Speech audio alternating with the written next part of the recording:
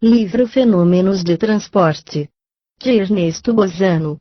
Extraordinários e comentados casos de transporte de desintegração e reintegração da matéria. Capítulo 4. Nota final. O professor Charles Richet teve a gentileza de comunicar-me um caso de transporte por ele mesmo registrado, caso cujo valor teórico é enorme, motivo pelo qual lhe manifesto, publicamente, os meus mais vivos agradecimentos. Para a ilustração dos fatos, reproduzo aqui certo trecho da carta com que o professor Richet acompanhou a narração do caso em apreço. Caro colega, eis um fato que vos relato e que cabe inteiramente em vossos escritos sobre os fenômenos de transporte, luz e sombra, 1930, Passim. Ele é inédito. Se vos interessar, podeis publicá-lo.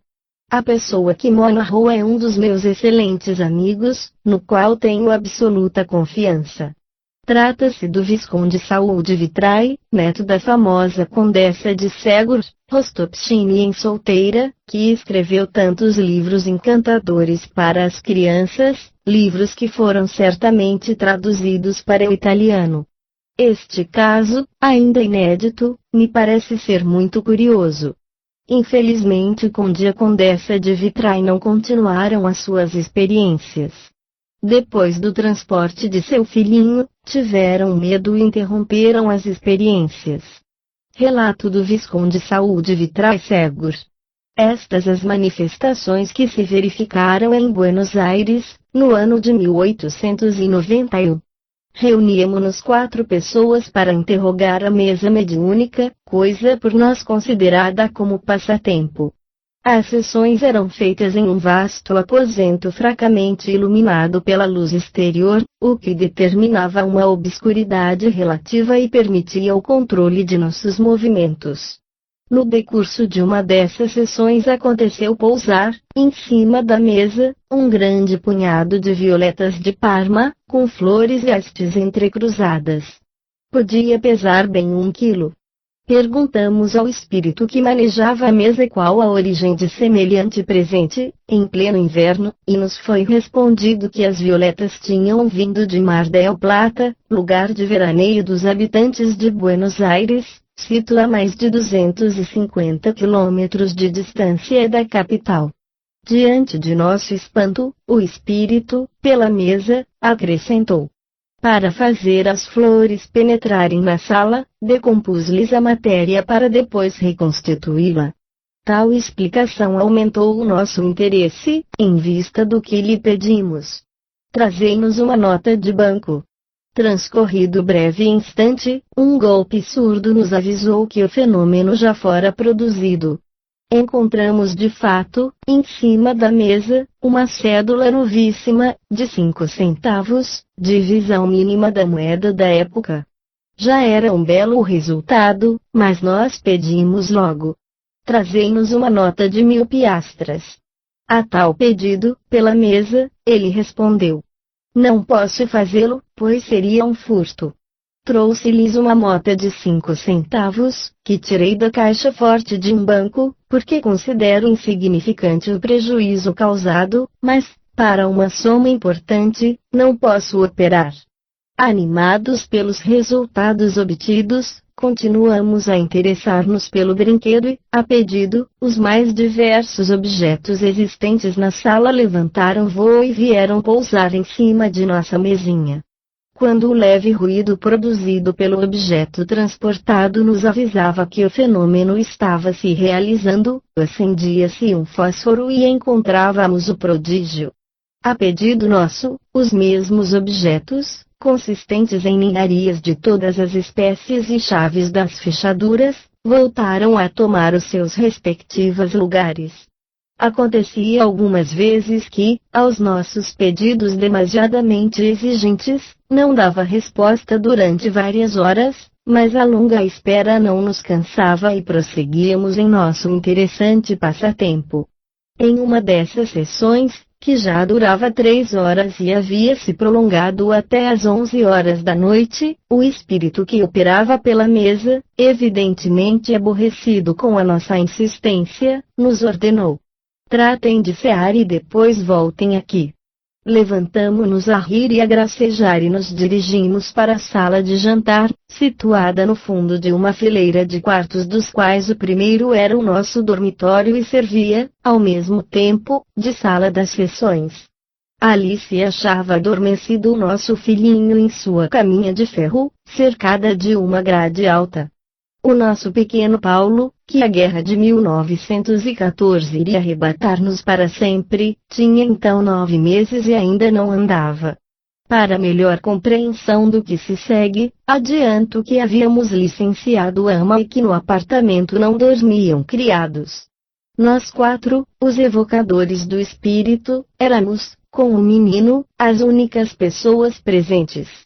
Terminada a ceia, apanhei um lampião a petróleo e, precedendo os demais, dirigi-me para a sala das sessões, na qual, como disse, havíamos deixado adormecido nosso filhinho, quando, inesperadamente, divisei, no quarto contíguo, acocorado perto de uma cadeira, no meio do quarto, o nosso pequeno Paulo, com os olhos fechados, choramingando de sono. Tal espetáculo inaudito arrancou de todos nós expressões de horror, principalmente pelo fato de ter o menino sido transportado, para aquele ponto, por uma força desconhecida. Esse acontecimento, imprevisto, foi causa de desistirmos, para sempre, de nossas experiências. Visconde Saúde Vitrais Segur. Esta é a interessantíssima relação que me foi remetida pelo professor Richet. O transporte do menino, de um quarto para outro, indubitavelmente que é importante, mas, do ponto de vista teórico, tal importância é bem inferior à que está implícita no fenômeno de transporte de uma nota de banco de ínfimo valor, combinado com a resposta obtida pelos experimentadores quando pediram o transporte de uma cédula de grande valor. E a importância do incidente em apreço está em relação direta com as minhas considerações precedentes sobre o fato de que as personalidades mediúnicas, que atendem aos experimentadores quando estes pedem um cartão de visita, não o fazem quando solicitam uma cédula bancária ou outros objetos de valor, considerações fundadas inabalavelmente em resultados obtidos durante 80 anos de experiências no mundo inteiro. Mas que tiveram sempre a má sorte de não satisfazerem plenamente alguns críticos sofísticos, segundo os quais as considerações expostas não eram confirmadas, por exemplo, em que fosse praticamente demonstrada a capacidade das personalidades mediúnicas de transportar, a pedido, uma nota de banco. E eis que se verificou o fenômeno pedido, sem com tal contradizer, de modo algum, as minhas conclusões, ou melhor, confirmando-as, ao contrário, admiravelmente, com a resposta fornecida pelo espírito aos experimentadores, que pediram o transporte de uma segunda cédula, mas de 1000 piastras. O espírito, de fato, respondeu: não penso fazê-lo, pois seria um furto. Trouxe uma nota de 5 centavos, que tirei da caixa forte de um banco, porque considero insignificante o prejuízo causado, mas, para uma soma importante, não posso operar. Nestas últimas palavras acha-se uma asserção muito sugestiva e também concordante com o que expressei nas minhas conclusões. Porque então não podia ele operar quando se tratava de uma cédula de grande valor? Quem lhe o impedia? Não está claro que tais palavras confirmam exatamente as afirmativas de tantas outras personalidades mediúnicas que asseguram que entidades superiores lhes proíbem a fazê-lo? E não somos forçados a reconhecer, em homenagem à lógica, que, se os fenômenos de transporte se verificassem apenas graças às faculdades supranormais subconscientes, os desejos combinados dos médiuns e dos assistentes não teriam, como consequência, pôr-lhes aos pés os tesouros dos cofres alheios?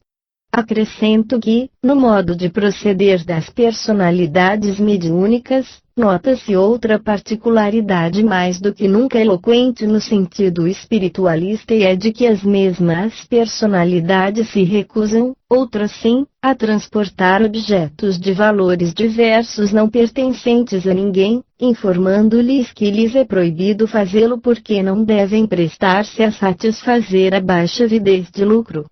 Como esclarecer-se, pela hipótese do subconsciente, esse escrúpulo, quase exagerado, das personalidades mediúnicas na observação de regras austeras de uma perfeita moralidade?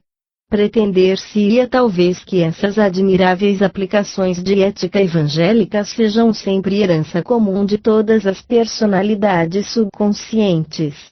Respondo que nunca poderia entender que, na subconsciência de um ladrão arrombador de cofres, haja uma personalidade tão pura e ilibada que lhe recuse a posse de valores que a ninguém pertenciam. Mas há outra coisa a salientar a tal propósito, pois ao refletir que os metapsiquistas, ou seja, ciência que tem por objeto o estudo da produção de fenômenos que está além da matéria, questões espirituais, materialistas consideram as personalidades mediúnicas como criações efêmeras do pensamento coletivo, então parece mais do que nunca enorme o absurdo de atribuir a personalidades fictícias de tal natureza princípios morais sublimes em aberto contraste com a vontade coletiva geradora dessas personalidades. E mesmo que se quisesse refugiar na outra hipótese propugnada pelos referidos metapsiquistas materialistas, segundo a qual as personalidades mediúnicas seriam manifestações proteiformes, ou seja, que muda de forma frequentemente, da personalidade integral subconsciente dos médiuns, personalidade provida de faculdades supranormais capazes de produzir os fenômenos de transporte, teríamos sempre que indagar por que uma personalidade integral subconsciente, destinada a extinguir com a morte do corpo, deveria mostrar-se tão evangélica, moralmente tão austera, tão indiferente ao bem-estar da parte consciente de si mesma, desde que esta última, como a primeira, está destinada a extinguir com a morte do corpo. Os romanos da decadência eram infinitamente mais lógicos quando exclamavam: embriaguemo-nos com vinho e amor, saboreemos os gozos da riqueza, pois a vida é breve e tudo termina com a morte. Mesmo que se quisesse abrir mão da única hipótese logicamente sustentável, aceitando a sobrevivência, e, portanto, a espiritualidade, da personalidade subconsciente para daí atribuir-lhe a produção dos fenômenos de transporte, em tal caso seria mais verossímil supô-la dotada de uma elevação moral excepcional, mas ficaria sempre por resolver uma questão literalmente inconciliável com a ética imaculada. Com que se quereria gratificá-la e é que não se saberia explicar como tal personalidade integral subconsciente poderia mentir constantemente, insulsamente, infamemente camuflando a si mesmo com as vestes de uma sucessão de espíritos desencarnados, vinculados afetivamente aos presentes. Nem poderia evitar-se a dificuldade, observando que tal suceda por efeito de sugestão e autossugestão, já que neste caso não se trataria mais de personalidade integral subconsciente do médium, mas sim de uma personalidade sonambúlica efêmera. Tem-se notado, efetivamente, que a personalidade integral subconsciente emerge apenas nos estados profundos da hipnose e não é sugestionável. Achando-se as coisas nestes termos, segue-se que não se poderia gratificar uma personalidade sonambúlica extremamente sugestionável, privada de vontade, destinada a viver uma hora para depois diluir-se no nada, com o atributo sublime de uma moralidade perfeita. Convenhamos. Tudo concorre para demonstrar que não se poderia cogitar de uma prova mais eficaz do que esta aqui considerada para provar a intervenção de entidades espirituais na realização dos fenômenos de transporte. Repito, portanto, meu desafio.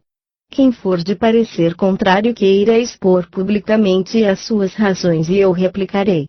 Fim do livro Fenômenos de Transporte, de Ernesto Bozano. Extraordinários e comentados casos de transporte de desintegração e reintegração da matéria. Caro amigo, se você gostou deste livro e tem oportunidade de adquiri-lo, faça-o, pois os direitos autorais são doados a instituições de caridade. Muita paz.